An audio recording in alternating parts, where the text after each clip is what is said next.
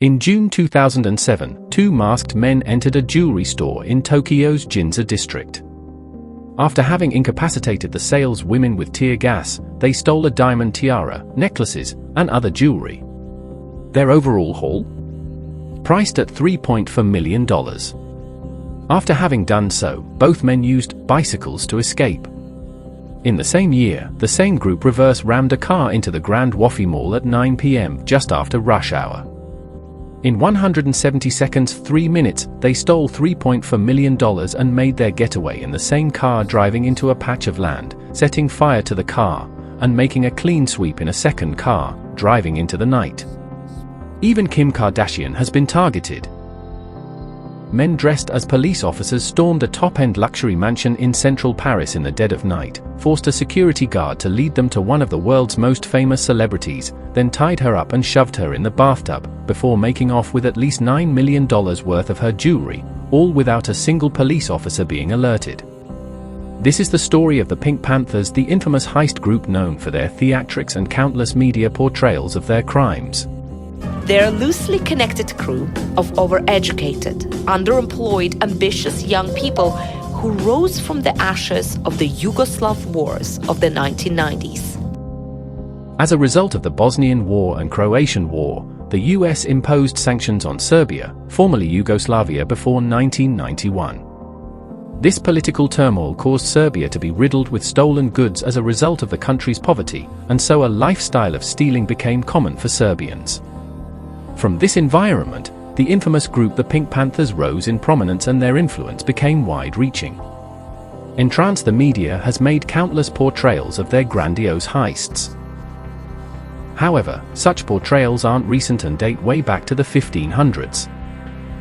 During the 1500s, criminal cases were turned into a form of entertainment through pamphlets and ballets that serialized the gruesome details of recent crimes.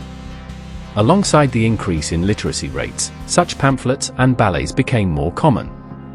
From this, the true crime genre underwent an evolution following countless decades of public interest in the genre.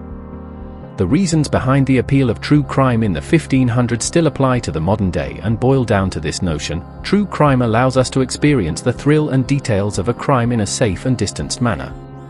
In this technological age, true crime is once again undergoing a change.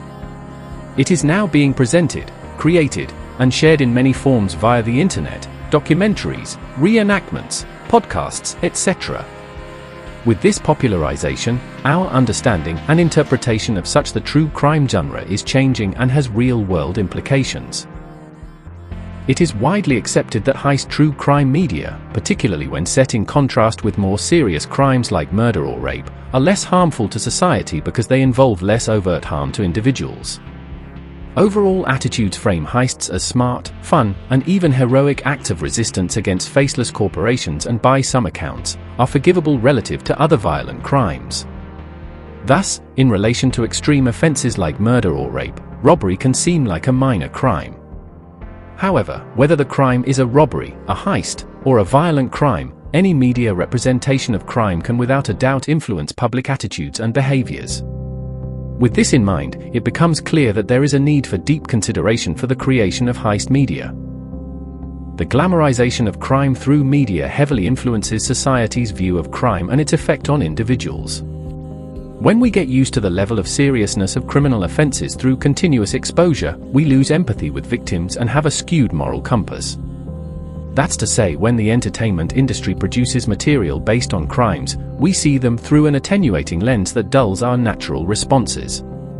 The glamorization of all criminal activity therefore leads to a disconnection from empathy and moral expectations, making it even harder for people to identify what is correct or incorrect in real life.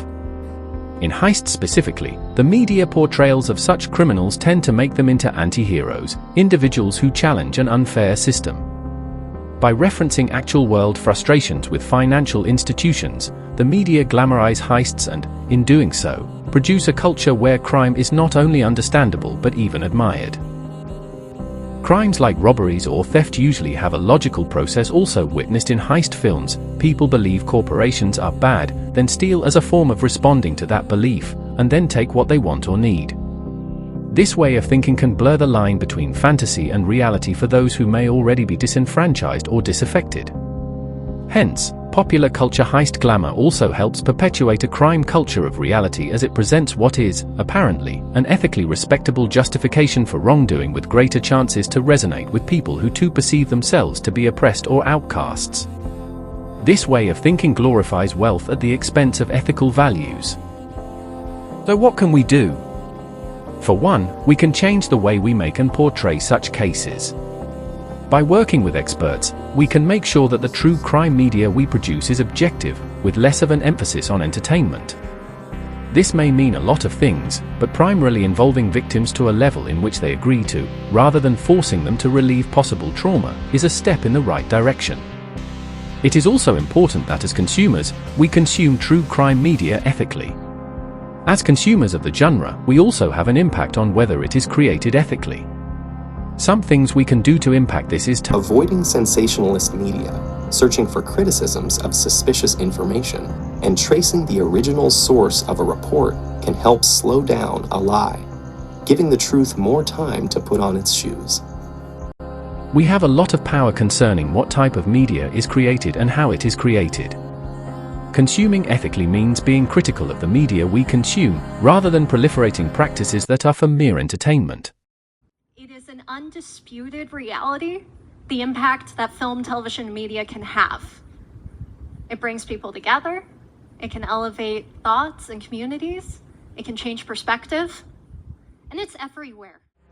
If we shift the focus of true crime media from making money to informing for a greater cause, the nature and production of this media will naturally be more ethical. This supports the narrative that the intent is imperative when making media.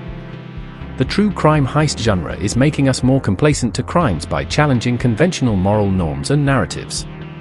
While such a phenomenon is largely seen in examples involving heists, it may be that such an attitude seeps into other, arguably more destructive crimes.